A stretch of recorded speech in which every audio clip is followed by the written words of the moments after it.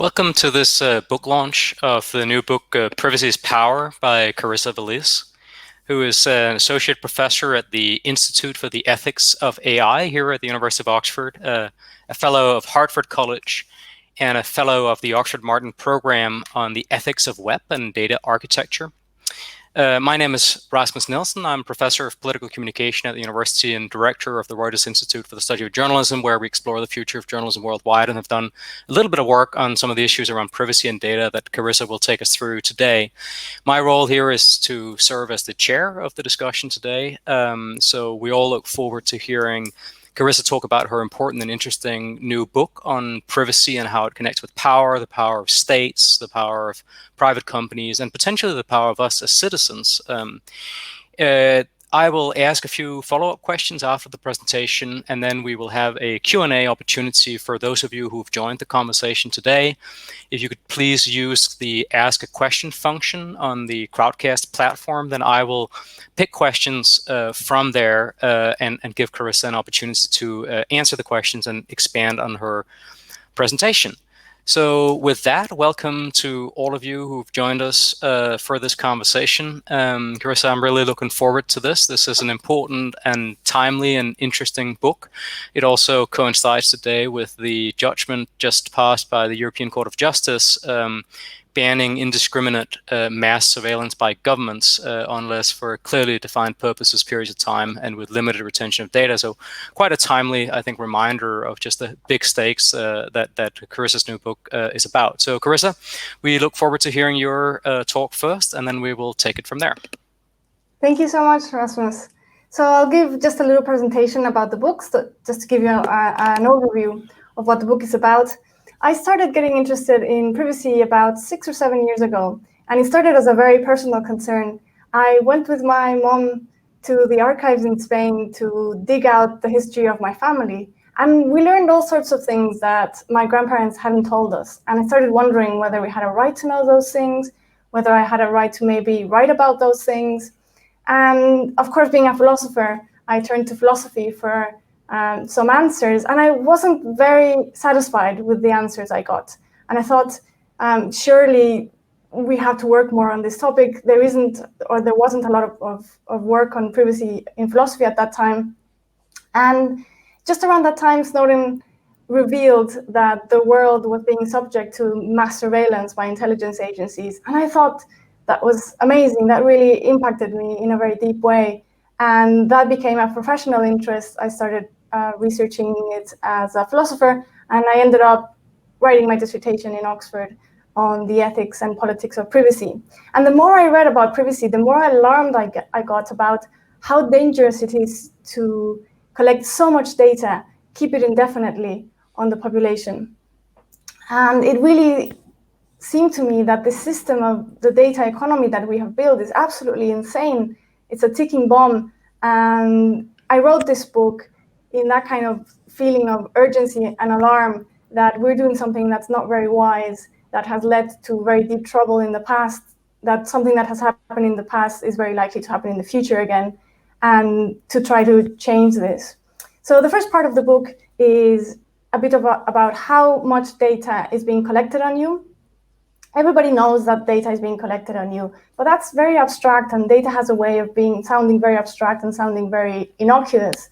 And I go through a whole day in somebody's life to just illustrate how much data tech giants and governments and other corporations are collecting on us. So some examples are data that's being shared about you includes your name, your age, where you live, where you work, who you sleep next to, whether you sleep well or not, what you eat, whether you smoke, how much you drink, how much you weigh, your credit history, your browsing history, your purchasing history. It's incredibly detailed, and many inferences can be made from that data, from your life expectancy to the kind of diseases that you might have in the future, to whether you're employable in a certain kind of job, whether you will pay back a loan. And all this data is being used to make decisions about our life that are impacting us in very deep ways. You might get rejected for a job or a loan or an apartment. and you might not know what piece of data exactly was the culprit for that. And for all you know, that piece of data might be inaccurate, and we don't have access to that or any way to correct it or appeal many decisions that are made on us. Furthermore, another motivation for me to write this book is to refuse a very common myth and a very common conception of privacy as something that's just a personal preference or an individual preference. And the idea is that it's up to you how much data you want to share, and if you're okay with sharing data, then you have no reason not to. And what I argue is, no, actually, privacy is a political concern above all. And privacy is collective in a way that this myth that privacy is personal is really misguiding. So your data contains data about other people. If you share your genetic data, you share data about your kids, your parents, your siblings, and even very distant kin that can be affected by that sharing of data. And sometimes in very profound ways. So they could be deported, they could be jailed, they could be denied certain kinds of insurance, and you have no control over how that data will be used, and you probably won't know what happens to it. The book then explains, how did we get here? It seems that, if you were to explain the system to somebody from the 1950s, they would say, well, that's crazy. Like, why did you do that? And so it explains a bit how we came to this point in history, with the hope that understanding how it came about might help us in getting out of this situation. And the way it came about was Google was a protagonist in this story, and although other companies had already realized that they could use personal data to target ads, and this became incredibly profitable, and it became refined to a very large degree, so that you could profile somebody for where they live, their gender, their political tendencies, their fears, their desires, their ailments, and so on. In 2001, the FTC, the Federal Trade Commission in the United States, had recommended to Congress that they regulate data because they saw that this could be something dangerous. And many of the advice given was along the lines of the GDPR that came afterwards in Europe. And just then, 9/11 happened, and that changed everything, because suddenly privacy regulation got shelved, security became the absolute priority in government's list of objectives, and intelligence agencies figured that they could actually make a copy of the data. They could make a copy of all the data that was being gathered and use it for intelligence purposes. Now, as I argue in the book and elsewhere in my work, it turns out that bulk data collection is not the kind of thing that is very useful to prevent terrorism, because terrorism is a very rare event, such that it seems that we made this incredible sacrifice of our privacy, and we're not really getting what we were promised to get in return. So the third chapter talks about how personal data is a kind of power. And one of the reasons why the big tech giants crept up on us was that we didn't recognize it as a kind of power because it's new. So we're used to political power, we're used to economic power, we know how military power works. And one of the characteristics of power, and this is an insight from the philosopher Bertrand Russell, is that it can change from one kind into another, like energy. So if you have enough money, you can influence politics. If you have enough political power, you can influence and have a big military power, and so on. And good regulation is one that stops one kind of power from turning into another. So a well-functioning society is one in which no matter how much money you have, you can't buy votes and you can't buy politicians. And there's this other kind of power that is related to personal data and privacy. And I argue that what's special about this power is that it creates the opportunity to influence behavior and predict behavior. And this is the reason why data is so coveted. It's not only that it can be sold. Technically, Google and Facebook don't really sell your data. They sell the power to influence you. They sell your attention and access to you. And this is why we didn't realize what was going on, because we didn't. The narrative that this was a deal, that you got to give your personal data in return for all these wonderful services is a narrative that came way after the fact, when the deal had already been struck. Just go back and try to remember the first time you opened an email account. It probably never occurred to you that you were giving up your personal data. It wasn't transparent. We learned about this system when it was already entrenched.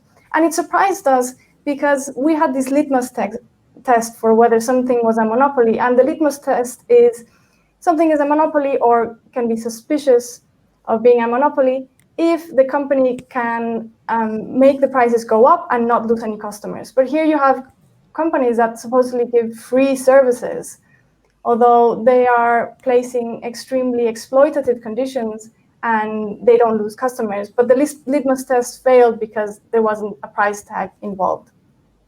And there wasn't a price tag because we are the product, we're not the customers. The customers are advertising companies and other companies that want access to that data. So we have to think more deeply about the relationship between personal data and power and realize that we are giving up too much power when we give up too much personal data.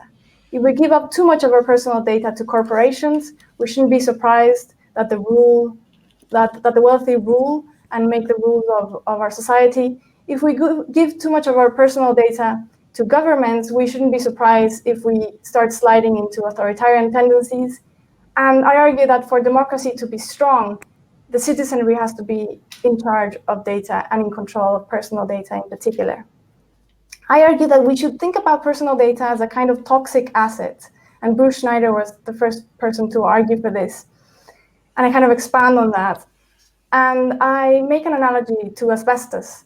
Asbestos is a very useful material. It's very cheap to mine, and it's very valuable because it avoids buildings from catching fire, for instance. And so we used it in a lot of things like walls and buildings and plumbing.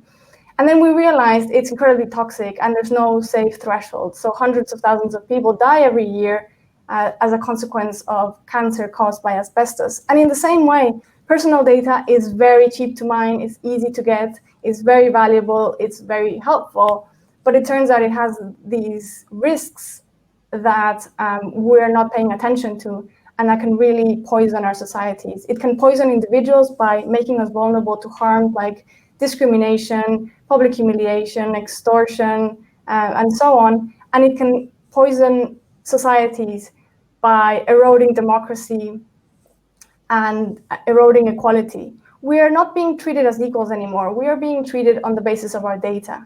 And that means that some of us are treated better than others, depending on how much money we have, whether we're poor or rich, whether we're fat or slim, whether we're men or women, and that should worry us. So in the last two chapters of the book, I come up with some solutions. We need regulation, there's no way around it. But I argue that for regulation to happen, we need the public to be more aware of the situation and to demand that privacy be respected. There are other examples historically in which public pressure is really what has to build up before regulation happens and for regulation to happen. So I argue that we should end the data economy. This is crazy. Personal data shouldn't be the kind of thing that can be bought or sold. As long as personal data is profitable in that way, it will be misused. And it will be used against you, against us. So I argue that just as, even in the most capitalist societies, we agree that there are certain things that should be off the market, like organs, like people, like votes, and like the results of sports matches. Personal data should be on that list. And if anybody wants to do something with personal data, of course, we should allow them to in many cases because it's valuable. So in order for you to get medical care, you have to give some personal data to your doctor. But those people who manage our data have to be tied to fiduciary duties. Fiduciary duties are duties that apply to professional relationships in which there is an asymmetry of power. So your doctor knows a lot more about medicine than you do. You're in a vulnerable position because you often feel ill when you go to the doctor. And fiduciary duties mean that the doctor has to put your interests first. And whenever there's a conflict of interest, your interests come first. So if the doctor would like to perform surgery on you because they would really like to practice their skills or have an extra data point, they can't do that, only if it will benefit you first and foremost. In the same way, your financial advisor has to advise you in a way that will protect your own interest. If they have interest because they want to buy a particular stock to try out how it goes, or because they have financial interest in that, that's not good enough. So in the same way, if a company wants to do something innovative with data, then by all means, let's allow it, but only if they can assure us that that data will be used in our interest and never against us. I have other regulatory proposals, like banning personalized content. It seems that the disadvantages are many more than the advantages. And it's a tool that is being used for political manipulation and the gerrymandering of democracy, and it's too dangerous. And apart from that, we should delete data. It's too dangerous to keep data just stored there for as long as possible. So whenever we have used data, we should delete it periodically. We should have much better cybersecurity measures. Currently, the internet is incredibly insecure, and it is insecure in order to allow for the collection of personal data. And that puts us all at risk. Just to give an example, if hackers were to hack just 10% of electrical appliances in any country, and electrical appliances are increasingly connected to the internet and smart appliances, they could bring down the national grid, and that would be incredibly dangerous. Imagine being in a pandemic, being in lockdown, and having the national grid not work. That would be a catastrophe. So really, we have an interest as a society for democracy, but also just for security, to have much, much better privacy regulations. And finally, at the end of the book, I propose some ways in which individuals can protect their own privacy and the privacy of others around them. So, and it is a way to create public pressure. It not only will protect your privacy if you say, stop using Google search and start using DuckDuckGo, but it also sends out a statement. It says, I care about privacy. I'm not consenting to this data economy, despite what companies say. And it creates a data trail as well. So every time, for instance, you ask a company for your data, or you ask a company to delete your data, even if you don't get a satisfying response, it creates a data trail such that when that company has to face data regulators can have evidence that customers and users are actually not consenting to that kind of treatment, and that they should be treated, that those companies should be treated accordingly. So that's an overview of the book. I hope you read it. I hope you enjoy it. And if you do, please tell me what you think. Thanks very much, Carissa. I mean, I'll wholly sort of second the suggestion that people buy the book and read the book. I think it's a really important topic and a very challenging book also, because I think as you just went through, Carissa, you sort of shine a light on some of the collective decisions that are made in societies and some of the for-profit decisions made by individual companies, but also at the possible acquiescence that each of us engage in individually. You know, I have what Aben Moklan from Columbia Law School called a machine that spies on me for a living in my pocket every day, and it is arguably busy spying on me right now, as I suspect many people, not all, on this call will have.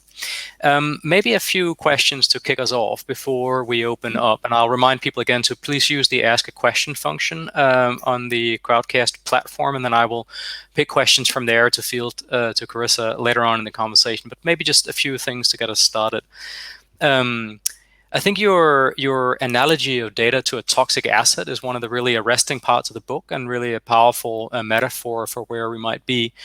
I wonder whether you can share with those who've joined the conversation today a bit more about how you think about where we are at this moment in time, about how much we know about the demonstrable harm of the kind of data collection that you're concerned about in the book by states and by for-profit private companies.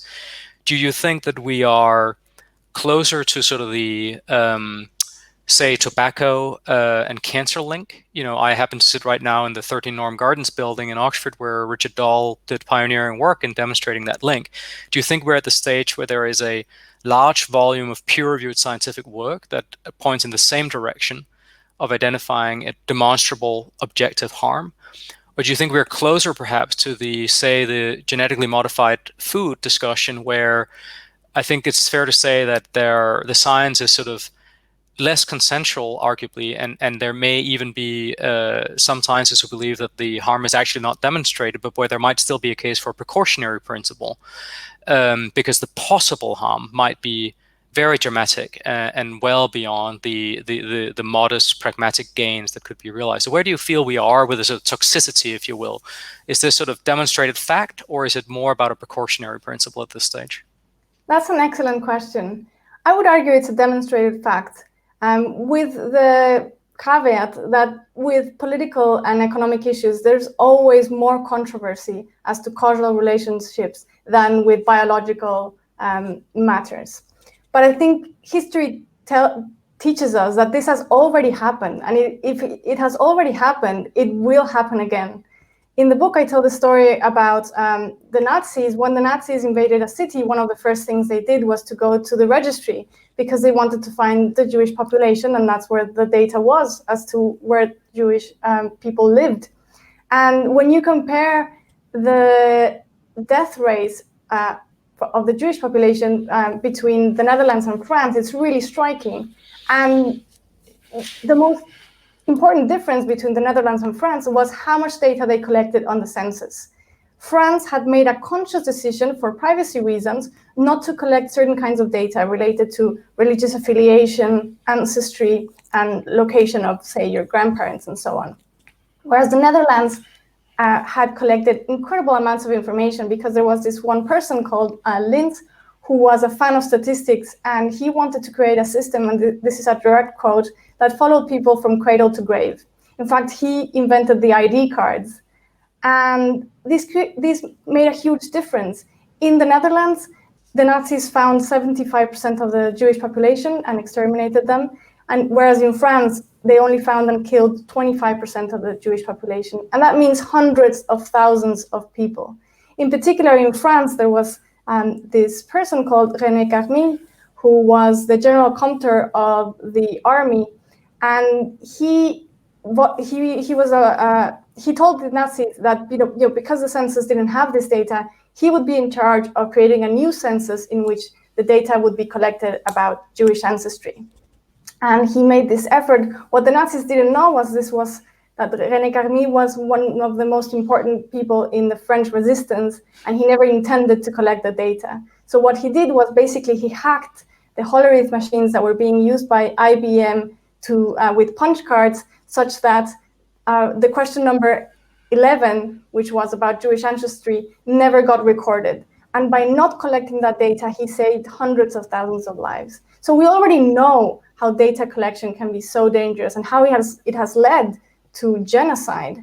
And we can see in China, for instance, how surveillance is being used to control population like the Uyghur, but also during the pandemic, there have been incredible intrusions into the privacy of people, such that we're already seeing much more rebelliousness from the Chinese population than in the past. And likewise, if you think about other kinds of authoritarian regimes, they tend to have a pretty strong surveillance police, just like the Stasi or the KGB in Russia. I mean, I think your example is a powerful one, in particular the contemporary one of mainland China. I think is a striking and deeply worrying one, though I suppose your historical example, General Eisenhower might have said that the Allies went straight for the registries as well because they wanted to find the Nazis. And the data can be arguably, while clearly dangerous, as you powerfully illustrate, can sometimes be put to different uses. I want to pick up on your on these really powerful examples that you offer. About, say, the historical records of, say, the KGB and the Nazis, or today of mainland China's treatment of Uyghurs in particular. You use the term surveillance society throughout the book, which is, I think, a powerful description of where we are, both in terms of state surveillance and corporate surveillance today. And you argue that the data economy has to sort of be brought to an end, at least as we know it today, and replaced with something that puts the citizen as the center of this. I wonder whether you want to share with the listeners your thoughts on whether in the interim period before the data economy is perhaps abolished, you think there are sort of important distinctions to be made between different societies and different companies say between mainland China versus the European Union versus the United States, or even between individual companies, between, say, Facebook or Google or Apple or other of the sort of tech giants that are central to the collection of data at scale, or whether you think that that is sort of enters into sort of a form of moral relativism that's a little bit like sort of arguing over drinks whether fascism or Nazism is worse, or Soviet totalitarianism or Nazism is worse. Is this for you something that is so clearly a violation of our fundamental rights and our autonomy as citizens, no matter how it's practiced, or do you want to draw out some differences you think that are meaningful between how different societies and different companies engage in surveillance? Yeah, I think there's some meaningful differences. The most meaningful difference is asking, how does this company make their money? And whenever a company makes their money through data, that is the most concerning case by far, because they depend on that data and they'll do anything to protect it. So when one of those companies claims to care about your privacy, you should be very, very suspicious, because they are making their money through your personal data. So I do think that companies that use data, but not in a way that funds their services, are much less dangerous and also much more open to kind of changing in ways that might empower the citizenry and that might put the data in our control, rather than keeping the data because they don't have such so much a financial incentive. And in the same way, even though both citizens in China and citizens in the West are subjected to a huge amount of surveillance, there are still many very meaningful differences. And one of the meaningful differences is that if you, and I argue for this in the book, and that's one of the essences of liberalism, I think, if you commit a minor infraction in the West, say you have a party at your place and things get a little bit out of hand and music is really loud and your neighbors are pretty upset and they call the police, so the police comes to your place, they knock on the door and they say, hey, please keep it down, and you lower the music, and that's it. And that's it for you. Those are the consequences. It's contained. And at most, your neighbors are not going to like you very much, but you'll be okay. In China, when you do something like that, it counts against your social credit number. So that could have effects on whether you get a job next month or whether you can travel as a VIP in certain kinds of trains or certain kinds of hotels. And that kind of system is much more totalitarian, because every little thing that you do counts towards how you're being treated in general. Now, I fear that we're sliding into that in the West. And when China gets criticized for this, many times what people say is, hey, that's an unfair criticism, because in the West, you're doing exactly the same. And it's even worse because you don't even tell people. You make people think that they're okay, that it's not happening. And there's certain truth to that.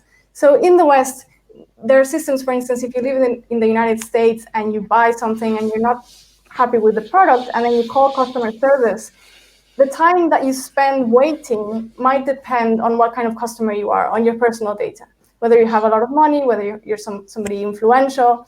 And that's something that we don't get told about how we are being treated. So one of my fears is that we're sliding more and more into that direction of society. And I don't think we want that. I don't think that's a smart way to go, and we should try to start walking the other way. Well, for those worried about what Henry Lewis called the American century, perhaps wait passing judgment until you see what might come next, one could offer. Maybe just one last question from me before I start taking questions from the Ask a Question function. Again, please use the Ask a Question function, and I will pick questions from there for Carissa to respond to. One theme you strike at throughout the book, and also have spoken very powerfully to just now in your presentation, is the idea of a choice. You write in the book that we've been asked to give up our personal data in the name of the public good. I wondered whether you want to expand a little bit on how sort of much you feel that this has really been a choice. And I suppose in particular, whether you have any reflections on the legitimacy of this choice, and in particular whether it's possible that people may be what I think some commentators and certainly some industry spokespeople have called privacy pragmatists, that more or less knowingly decide to listen to your argumentation, say, well, we like convenient things as supported by data-driven ad economies, so thanks very much for the warning, but we like our search engines and our social media and our mobile phone, so we will just carry on with your warning in mind. How much of a choice do you really think this has been for us as individual citizens? Is this sort of something that's akin to climate change, where I think one can sort of reasonably argue that we have quite a lot of agency as individuals, and I can't foist on the state and on big companies the responsibility I take on as a consumer when I decide to jet around the world and emit in tons of carbon into the air? That is my responsibility as a citizen, my choice, and I have to answer for that. Or do you think it's sort of close to something that's structural, where it's not really meaningful to talk about a choice that I make as a consumer when I have something that spies on me in my pocket? I think we didn't have a choice. I think we got duped into the system. And once it was there and once we learned of it, they told us, well, this was the deal. You knew about it. You click the terms and conditions when everybody knows that nobody can possibly read so many terms and conditions. And we don't even understand them, and they can change at any point. So I don't think we had a choice. But I think now we have a choice, because now we know what's going on. And we have a choice in the sense that we have agency in pushing the direction of our society one way or another. If you try your best to protect your privacy, I can tell you now you'll fail. But it doesn't matter. You don't have to be perfect. You don't have to achieve perfect privacy to make a big, big, big impact. So I think people would be amazed at how much companies and governments are worried about what they think. Their opinions are being monitored on social media all the time. And companies are very sensitive. If they start realizing that privacy can be a competitive advantage, things could change pretty quickly. So in a way, it's something like climate change, because we have now the agency to push towards one way or another. So one of the aspects of your question, you asked, well, what if people just say, okay, thank you for the warning, but I'd rather have really convenient things. There are two answers to that. One is, you don't have to give up convenience. So you can have Signal and have much more privacy than with other messenger apps. And it's the same thing. It's not going to make you lose anything. So this is another kind of myth that I think is completely wrong, that we have to choose between privacy and cutting-edge tech. No, cutting-edge tech can work perfectly fine protecting privacy. And the data economy is just a business model. We can fund these things in a different way. So you don't have to choose. So that's one answer. And the second answer is, one of the unfortunate characteristics of privacy is that often you don't realize how important it is until you lose it. And once you lose it, it's too late. You cannot recall it. So once your identity gets stolen and you have to go on trial to try to defend that it wasn't you who committed that crime, your privacy has already been stolen, and the damage has been done in a way. So, and because there is this collective aspect to privacy, and I argue that privacy is collective, it's not clear to me that we have the moral authority as individuals to say, I choose to give up my privacy, because you are choosing to give up our security, and that matters as a society. So I think even if people were to say, well, I'm not that worried, they're wrong, and we should take measures in, just like we should take measures in public health issues or in ecology, even if there are some people who think, well, I don't have any kids and I don't care about what happens to the world in 20 years time, I'll be dead, so I'll just pollute as much as possible. I mean, thanks for this, because I think in some ways this really puts it on the point for me, in a sense that I, like you, was very struck by the Snowden revelations of mass government surveillance piggybacking off the infrastructures built by private for-profit companies in 2013, and all the revelations that have been enabled by his very brave act since, by The Guardian and the New York Times and others. And at the same time, I have to be honest and say, I didn't change very much in my behavior. I felt like I learned something, and I think there is an intrinsic value to knowing something about society being intelligible rather than opaque. But at the same time, I suppose that in practice, my thinking as a citizen was that there are different incommensurate values here, and a traditional conception of privacy is one of them, but it may not be the only one, and that I might have felt as a citizen that my autonomy was in fact enhanced by the data economy that was so demonstrably problematic in many different ways that you outlined so powerfully in the book. And I really appreciate the book in part because it calls out people like me for being immoral, basically. And I think it really puts it a very sort of a clear point on why it's important to read your book and really think about the choices that we make individually, but perhaps more importantly as societies. Now, as promised, now I'll open up and start looking at the questions. Just bear with me for a few seconds as I start picking a few questions here. Let's start with a question from Anna, who notes that you've been, that you've written that 6 years ago when you started the work on this topic that few people were interested in discussing privacy. What are the sort of the changes you would most like to see in the 6 years after this book? I would like to see much more regulatory changes. I would like to see like really important steps for banning the data economy. And I'm optimistic in the sense that the US is discussing different privacy bills, and I think it's a matter of time before they happen. I'm also would like to see much more effort from the part of companies to be serious about privacy and to offer privacy as a competitive advantage. And I think people will start choosing privacy more and more. In a recent survey I carried out with Sean Brook from Oxford, we found out that 92% of people have had some kind of bad experience with privacy. So I think privacy is something that we forgot because it was relatively successful until the digital age. And then, these tech companies told us, hey, you don't need to worry about this. This is a thing of the past. And we sort of trusted them for a while. And now we're realizing, no, actually, this is harming us. And more people are having bad experiences. And either we are having bad experiences or we know somebody who had their credit card number stolen, who had a troll do something online to them, who had suffered doxing. There's many kinds of harms. And as that's happened, I think people will make more of an effort to choose privacy. Thanks. I'm going to continue on with a question from Christina, who I think sort of presents a kinder version of the situation I described with myself. I am merely immoral. I have sort of read about these things and sort of, I suppose, in practice decided just to carry on.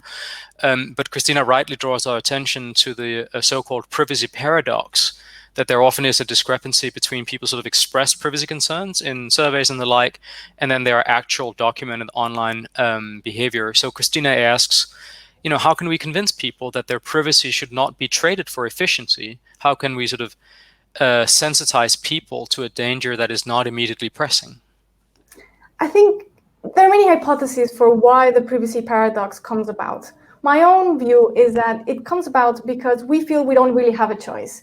You think, okay, why am I going to protect my privacy if I know that I'm being surveilled anyway? If I'm trying, why would I choose to click no to cookies when I know like these other things that I'm not even being asked about are going on? And what I'm trying to argue in this book is that it matters. You shouldn't think like, oh, well, either I protect my privacy perfectly or nothing makes a difference. Every little time you say, I choose privacy, it gets recorded and it matters and it creates public pressure. So I want to offer people a view both of how much it matters to resist, how much they can resist, and what are the alternatives for them to resist. And I'm hoping that this might motivate us to be a bit more privacy conscious and a bit more coherent with our beliefs. Because it's such a sort of direct continuation of this sort of area of inquiry, I'm going to pick one next that's from Anna, that she argues that surveillance capitalism, sort of a subset of the sort of surveillance society term, effectively outsourced the privacy management and guilt for this possible privacy mismanagement to us as individuals. And she is interested in your thoughts on what, if anything, we can do to sort of recollectivize this and make this as a society-level choice rather than something that each of us feel we have to navigate ourselves, one cookie banner at a time. There are a few possibilities. Some people discuss the possibility of data trusts. That could work. It would work something like a union. That might be a way to go.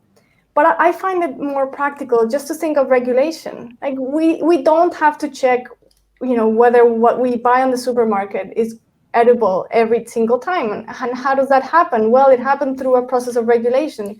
So I think we're going through a process of like civilization that is similar to what we saw in the offline world that made the world more livable.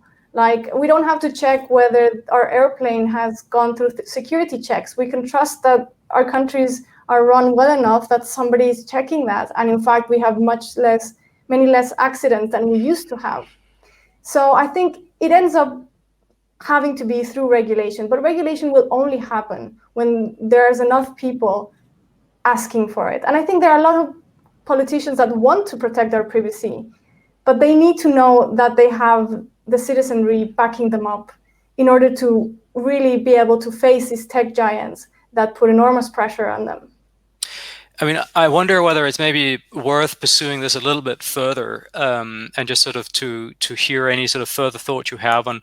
In the book, you powerfully describe a sort of essentially a triangle with some element of a zero-sum game between, is data a source of power for governments? Is data a source of power for private for-profit companies? Or is data a source of power for us as individuals, as members of the public, as citizens? I mean, I'm encouraged by your description of sort of the history of regulation in the 20th and 21st century. I mean, I suppose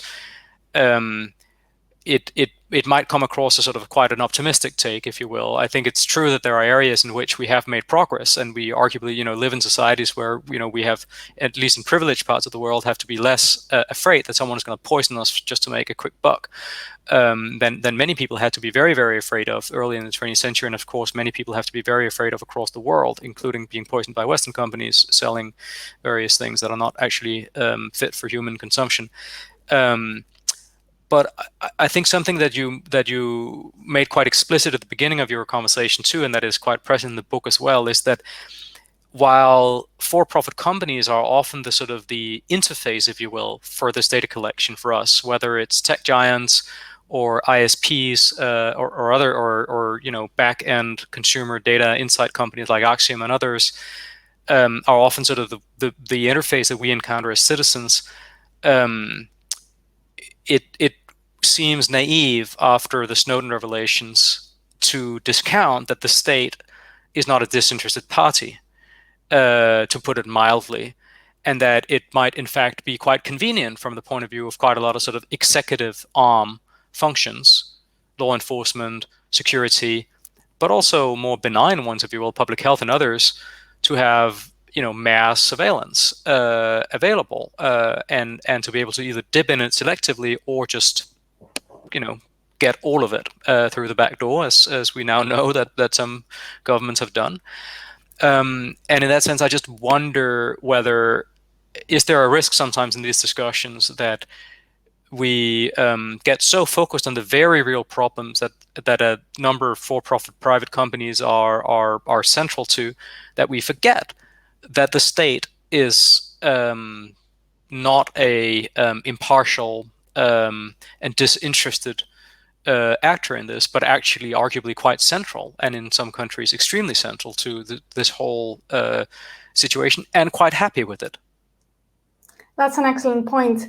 From the start, the surveillance society has been a covenant between private and public institutions, and it happens all the time.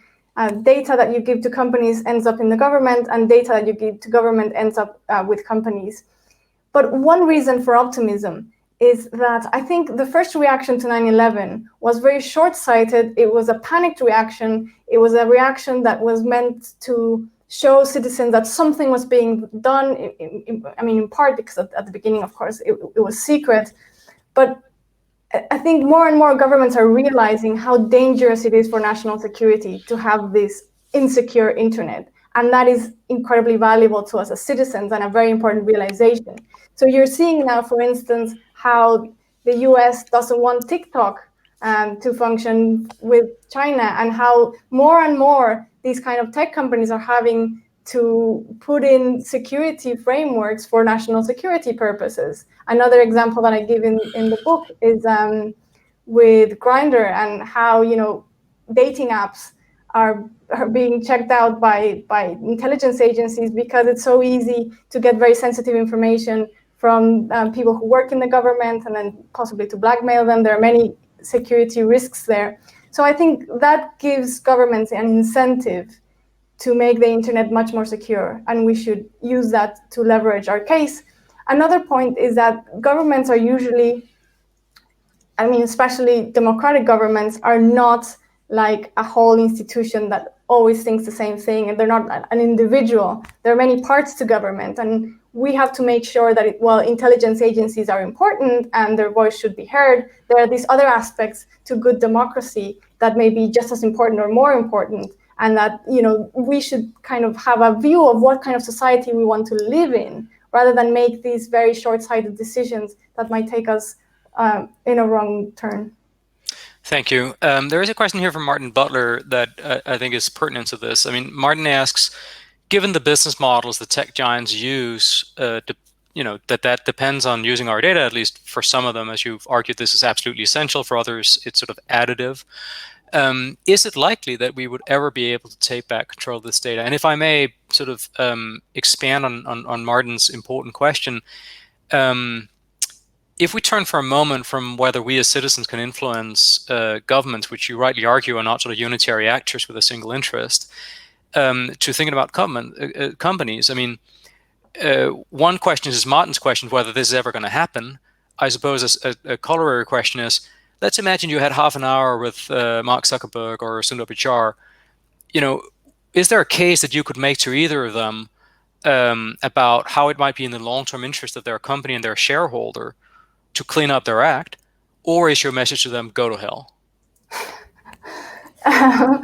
So yes, I think it can definitely happen. And again, if you look at history, there are things that have happened, good things, that we never thought it was remotely possible.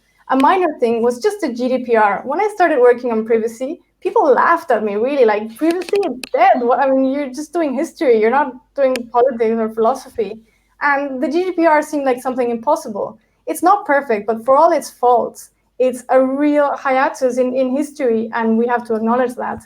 More importantly, things like democracy, or votes for women, or the internet, or getting rid of slavery, these things were things that didn't seem possible at some point. And in particular with slavery, for instance, there was a very strong argument that it was just not economically feasible to get rid of slavery, and yet we did. And of course, you know, slavery was much worse than the data economy in many, many ways. I'm not trying to make an analogy, but the point is that we have done things in history that didn't seem possible. And again, with regulation regarding safety and food and so on, these things, if you were to tell like somebody who lived in the 1400s or 1500s how the world has developed, they would be very surprised that we have managed that degree of organization. And of course, there are many reasons for pessimism as well, but we should focus on the things that we've done. And what I would say to Facebook, I think I would say, look, you have a business model that's based in the past. If you want to survive, you have to reinvent yourself. Just like oil companies will have to reinvent themselves, because there are certain kinds of models that are just not sustainable.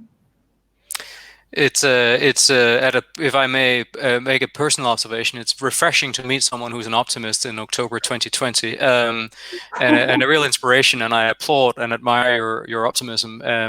I suppose you're a person from the 1400s. If you told someone from ancient Rome how they lived in the 1400s, you know, she would think that the world had gone to hell in a handbasket.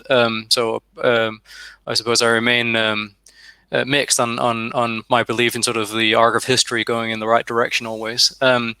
Nonetheless, let's turn to Jules' questions. There's been sort of a couple of questions from Jules that are along the same line, so I'll take the chair's privilege of consolidating them.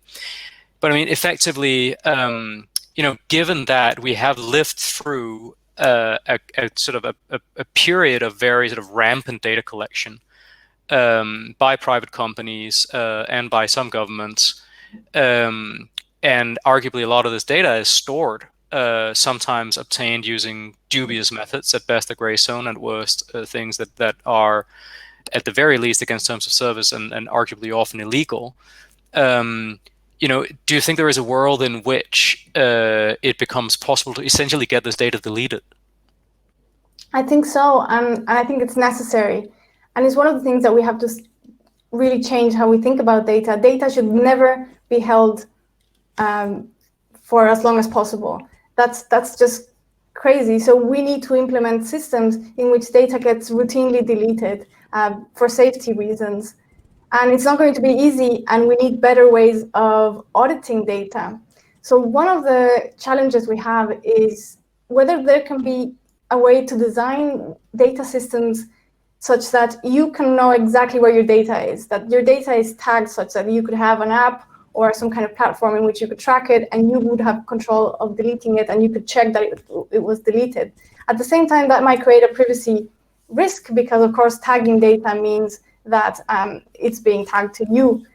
And somebody like Tim Berners-Lee, the creator of the World Wide Web, is working on such a system that's called Solid, and we'll see if it's possible. That would be an incredible achievement for privacy. It's because it's so central to this question, I'm going to dive down the list a little bit and surface a question from our colleague, Peter Milliken, because it is essentially isn't this question of data that's already been collected. And Peter asks, effectively, he asks whether our rights expire the moment we do. So, do you think that people ought to be accorded a right to privacy after they are dead? And would you apply the same constraints as you would apply to the living, even after someone has been dead for, say, 100 years? That's a question that has been in my mind since I started researching my family's history. And originally, I had thought that would be the main question in my dissertation. I never got to it. I still haven't got to it, I'm afraid to say. So I'm not sure. I don't think I would give it exactly the same value, but I think it has some value. So I think there are certain interests of the living that are more important than the interests of the dead. But I think there's something to be said for some kind of privacy rights after death. So say, if there's going to be something that will totally ruin your reputation and that is not in the public interest and that is not relevant for the kind of contribution you have made to society, I think there is some kind of argument to limit what we can share. Say, for instance, on health data, if nobody's going to benefit that from, in a medical way. And here we could look at the laws in Germany. Germany is one of the countries that recognizes right to privacy after death, but it's still something to work on for me in the future. Thanks, Carissa. I'm going to turn to a question that Stephen Lawrence has raised in the Q&A, which is effectively is a sort of another dimension of the sort of reformist project that's been quite central to the discussion tonight, which is, what do you think about the standard of data privacy education in schools, and more broadly your thoughts on sort of education and awareness raising in this broader area? And Stephen remarks that, in his experience, it's in conversation with family and the like, it's quite hard to get people to care as they do not see the harm. Perhaps members of Stephen's family may be immoral people like myself, or if they're not, at least caught in the privacy paradox that was raised before. I have a whole section in the book on children because I think it's so important. And I worry about us bringing up children in this surveillance society in which we teach them that essentially rights don't matter because, yeah, privacy is a right, but, it doesn't really apply. And in which we don't let them mature, because I think there is a lot to be said for growing up without being watched all the time. That makes you into a functional adult. And then if you're watched all the time, there are things that you might not question, there are things that you might not do, and there are ways in which you might not develop. In schools, I think this is changing a lot. It's changing a lot also depending on the country. In the US, it's quite frightening the degree to which children are being surveilled. They're being surveilled for what they search online, what messages they send, even between themselves. Their biometric details getting collected. And of course, with the pandemic, this has become a lot worse because there are a lot of children having to learn online and don't really have a choice but to engage with these platforms that are not very privacy friendly. I think the consequences of these are still to be felt, and that's one of the dangers, that once we really feel them, it'll be too late.